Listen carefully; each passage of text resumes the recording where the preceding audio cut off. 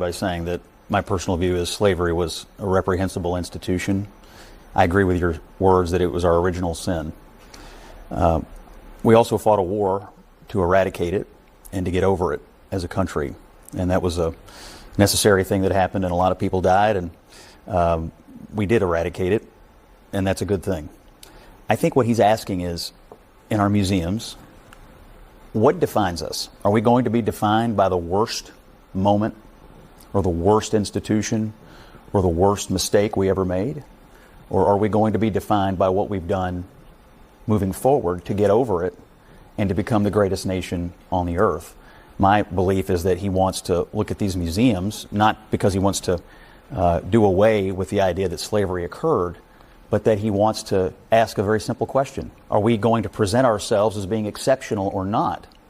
And I think he believes there is an effort by some to continue to try to define us from our worst moment instead of to try to focus and define us based on our best moments, which started when we eradicated slavery and began to move forward as the light of the world. And so that's what I think. Museums, that's what makes us an exceptional nation, is because they tell the history and the story of our country, and therefore, you know, these horrible, horrific moments in our history. The original sin, as Abby talked about, when it comes to slavery, has, you know, we of course did eradicate it, but look where we've come today. And I think those museums, like to your point, make America exceptional. And in museums all around the world that document atrocities, whether it be, you know, from Nazi Germany to eradicating slavery here in the United States, you have to learn the lessons of the past. And to deny it is to defend it. I don't think he's denying it. And Batya may want to comment on this as well. But I think what he wants to ask is a simple question. As we present our history, are we spending most of our time focused on something terrible? Are we going to spend more time as we enter our 250th anniversary focused on what this country has done to improve the lives of every single person who lives here? We are the light of the world for a reason, because we're an improving commodity. The question I ask when I hear, there's a lot of history that it's in these museums, but he's focused on one thing, and that is that there's too much slavery being mentioned in the United States of America. That's very odd, Batya, honestly.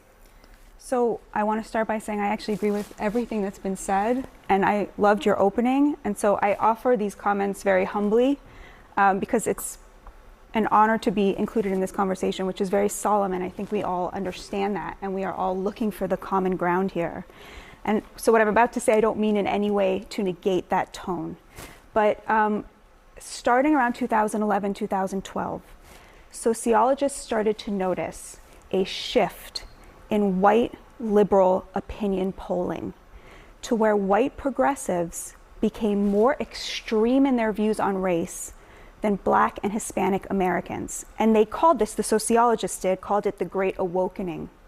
And when they postulated, where did this come from? Why did white progressives suddenly start obsessing over race in a way that was actually far to the left of where Hispanic and Black Americans were on this issue? They found that the media had shifted radically how it talked about these issues. So for example, in 2010, the words white supremacy were mentioned 75 times in the Washington Post and the New York Times. But the media is different from museums. In 2020, the words white supremacy were mentioned 700 times in the Washington Post and the New York Times and 2,400 times in NPR. The word racism, 4,000 times in 2020. The words white and racial privilege from 2013 to 2019 grew by 1,500% in the New York Times and the Washington Post. And the word slavery itself exponentially skyrocketed as a percentage of words. I'm offering this only to suggest, I understand. I'm just wondering what do you think is the problem with talking about slavery, white supremacy, racism, et cetera? So the point I'm trying to make here is that liberals will say, well, this is a reflection of reality. But of course it isn't. This is a reflection of a newfound obsession that was driven by the media, and that doesn't reflect either the moral evil of these things or the historical accuracy